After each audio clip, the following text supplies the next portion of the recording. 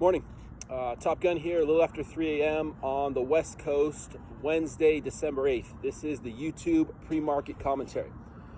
All right, I titled my blog post yesterday afternoon, about 12 hours ago, Bulls retake control, but my bias is still lower. Okay, so I had said last Friday night, in the middle of the night, that Bears take control, but expect a bounce next week, or this week. So we got more than a bounce. I wasn't expecting the QQQ to get much above 390, and we closed yesterday at 397.83. So I was wrong in terms of my measurement of my sense of the strength of this bounce, and this is more than a bounce right now. I think we have to say that the Bulls have now retaken control. The narrative spin that the media put on yesterday's rally was that it was about Omicron, that it's not going to be as bad as feared, and that's why stocks rallied. I don't think that's why they rallied. I think the main driver right now is Fed policy. However, I think they mainly rallied because bulls are bullish, and they've been right to be bullish now for almost 13 years. And so they saw the sell-off as simply as a buying opportunity. Every dip has been bought now essentially for 13 years. So why would this one be any different? And I think that's the main reason why the market rallied so hard Tuesday. Now, the question that I asked is, the Bulls have the ball now. Can they run with it? And I don't think so. But I could be wrong.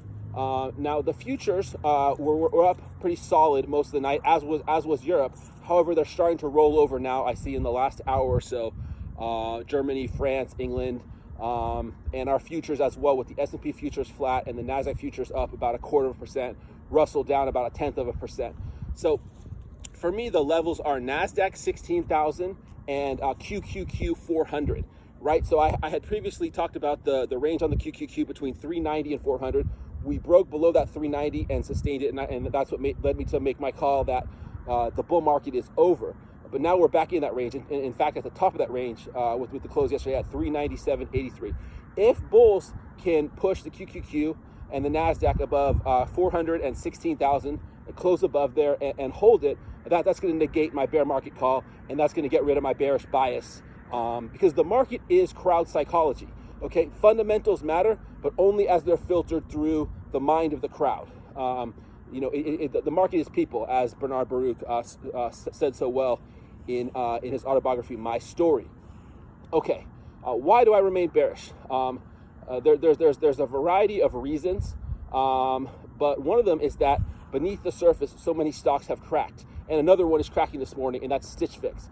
Now, Stitch Fix is a $2 billion clothing service company, and the stock hit 110 early this year. It reported earnings yesterday afternoon with disappointing guidance, and the stock is cratering to the tune of about 25% in the pre-market right now, around $19. So it's lost more than 80% of its value. And there are other stocks that have been similarly cracked. Two more important examples are Zoom and Peloton. Like Mark Twain said, predictions are difficult, especially about the future, which is why we have to stay flexible. We have to stay open. It's impossible not to have biases and prejudices. And I want to say that my stance is more than a bias and a prejudice, a pure bias and a pure prejudice. There's reasons for it. But at the end of the day, the market talks and you have to listen.